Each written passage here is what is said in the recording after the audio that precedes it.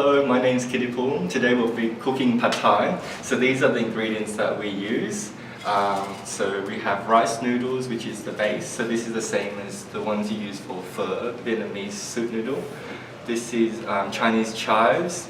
We have some eggs, red onions, or you can get those small Asian shallots. This is preserved sweet radish, so make sure you get the sweet one, not the salty one, because it will ruin everything. We have some tofu, so make sure you use the hard tofu, not the soft or silky one, because that will just break up. We have some fish sauce, so this will be made into the pad thai sauce later on. You'll see we have fish sauce, we have tamarind, and we have some palm sugar as well. And to top it off, we have some bean sprouts. For the tamarind, we want to make it wet. You can buy wet tamarind, but I don't know why the price went up so high now. So I just got the tamarind, and what you can do in the traditional way is to get the tamarind and put it in water and just squeeze it so that the water comes out. So the most important part of pad thai is the pad thai sauce. So we have the freshly squeezed tamarind juice or tamarind puree. We'll put the palm sugar in, so we have 125 grams of palm sugar, and we'll also put some fish sauce in as well. So those are the three ingredients. And with Thai cooking, we don't really look at how much to put, but we taste it as we go. So we'll see how this goes, and we'll add later on. So we just want it to be sweet, sour, and salty. So we have a heated pot now. We're gonna add the tamarind puree. Okay, and we'll add the sugar. We'll let that boil and add the fish sauce. So I'd say it's around 3 teaspoons of fish sauce, and just let that boil. Let the sugar melt. Okay, so the sauce is all done now. We've reduced it down as well so that it's a bit thick, as you can see. And if you taste it, it'll be sweet, salty and sour. Yeah. So the pan's hot now, very hot. We need it very hot for the frying bit. I've just soaked the noodles into warm water for the last, say, 30 minutes. So now it's turned white and it's nice and soft, but we don't want it to be too soft because we're going to cook it more in the pan. Okay, so now we're going to add oil.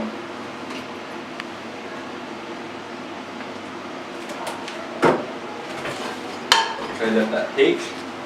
And then next we're going to add the onions and the preserved radish. So say 2 tablespoons. And 1 tablespoon of the radish.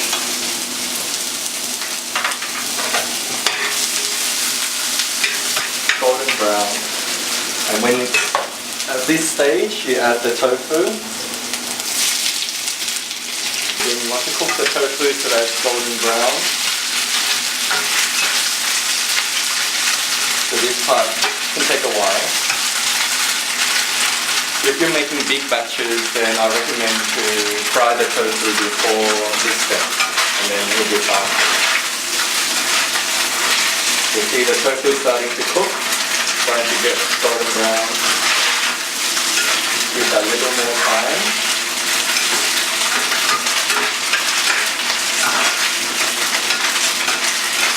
Okay, so now we add the noodles. So just 1 handful. Here.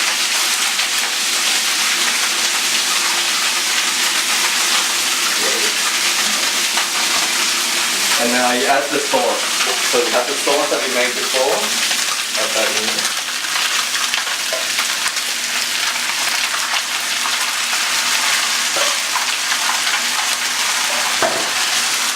And you want to make the sauce go all around the noodle.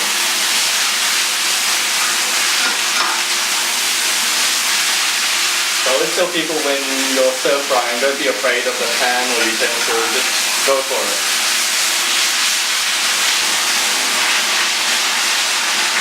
Now because it looks a bit hard, I'll just add a bit more water.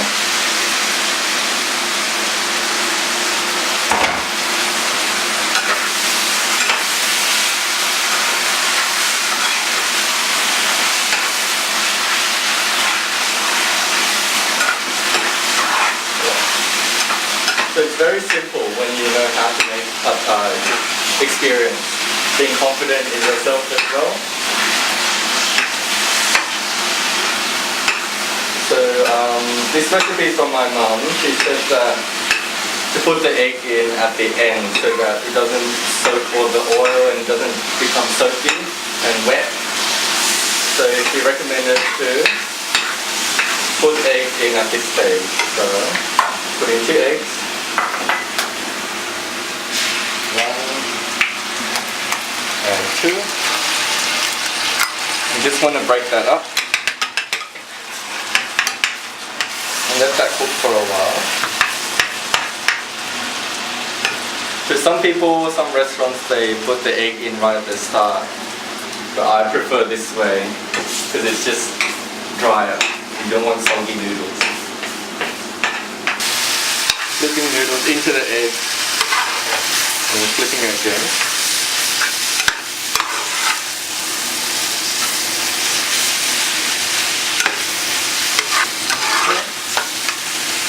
Now I want that to dry up. Now at this stage you can add the vegetables. The vegetables always last because they will start to cook very easily. So add the chives in and these bean sprouts. And you want to keep some for presentation later on to garnish. So here just mix everything together.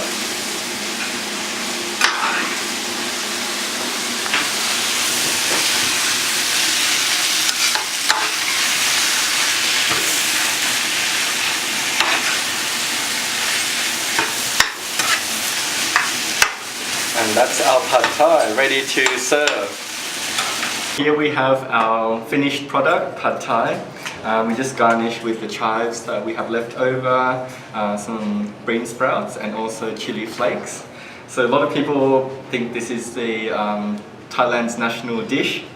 So you can think of it that way because it's been very heavily promoted around the world. In terms of the history of pad thai, it's very interesting. In World War II, when Thailand was part of the war, the Japanese came, we wanted more patriotism in Thailand, so a sense of nationalism. So at the time, rice was very expensive, so the government tried to get people to eat noodles. So they made this dish and they called it pad thai because at the time we just changed from the name Siam to Thailand. So it gave us a sense of identity through food and now we can share it to the rest of the world. กินให้อร่อยครับ